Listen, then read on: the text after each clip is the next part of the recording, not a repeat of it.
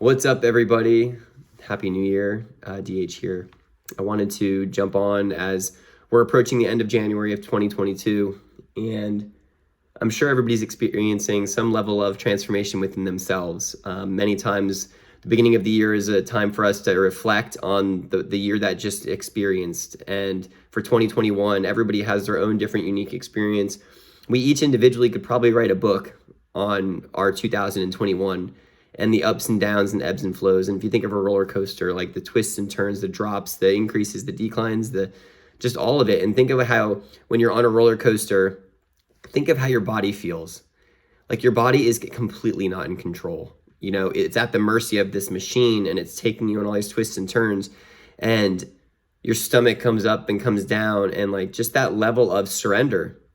And many times, when I look at like the year in reflection and look at the analogy of a roller coaster, it's one of those funny things that when it's so challenging for us to surrender, and it's so challenging for us to let go, and it's so challenging for us to be free, and those things kind of work in tandem, right? So the letting go frees up the space, and when the space is open, we're open to receive. So what do we put in there, right? And how the correlation of the roller coaster is when I'm on a roller coaster, I laugh the entire time. I laugh because I'm in my inner child, but I'm also in complete surrender because there's nothing that I could do. I can't change that it's, the direction that it's going in. I can't change how I can't try to like grip and like ensure that my body is going to like remain still. No, I actually just have to completely be in surrender, be in flow and acceptance of my circumstances, and allow myself to go for a ride. And that's where my higher consciousness or my higher self or our soul or our spirit can just be in laughter and play. Because the body is just like at its mercy.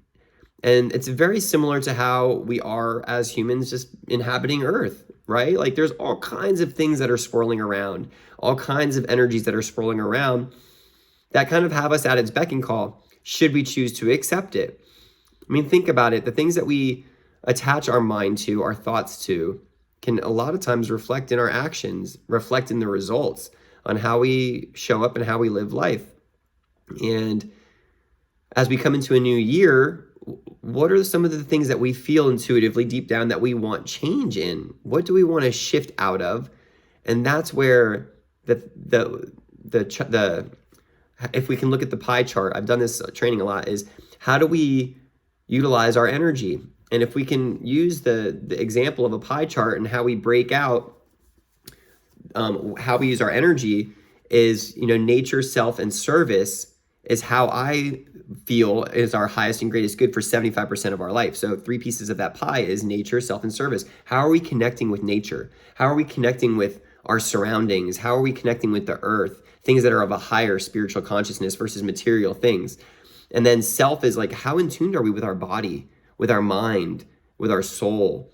Or are we consumed by the things that are distracting us, the noise that prevents us from seeing clearly what our purpose is on this earth? There's lots of activities or exercises that you can do to get in tune with self. Self-love is a practice that helps us get started.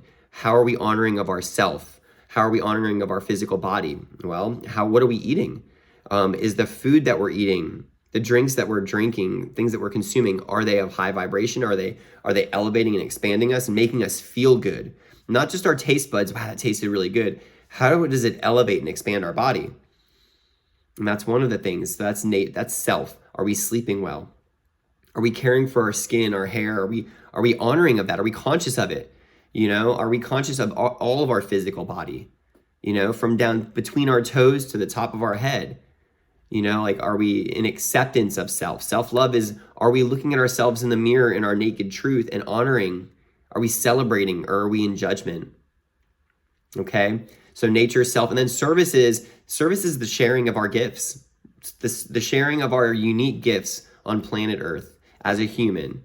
Are we sharing those? If we're gifted in certain aspects or certain areas, that's how we show up and we feel in alignment as we share them. That's full expression. That's finding our truth, living in our path.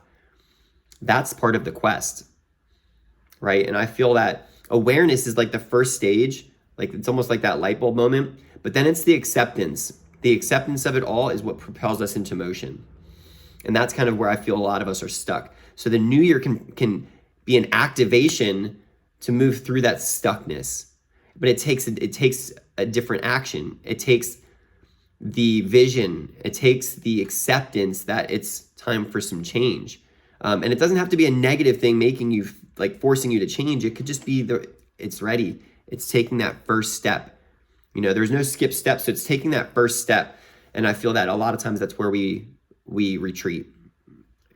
And then, so just to go back to the pie analogy, once we've kind of worked through that energy, 75% of your energy is those things. Those are soul path, soul alignment, highest level of awareness and activation, and happiness, right? It's like happiness.